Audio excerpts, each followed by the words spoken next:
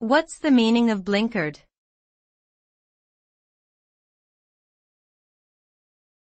Blinkered.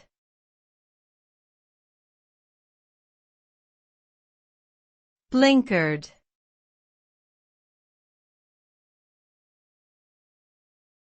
Blinkered.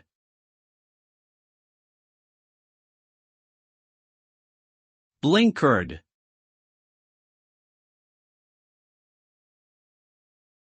The term blinkered is often used to describe someone who is narrow-minded or limited in their perspective. It originates from the practice of putting blinders, also known as blinkers, on horses to limit their field of vision and keep them focused on what's in front of them.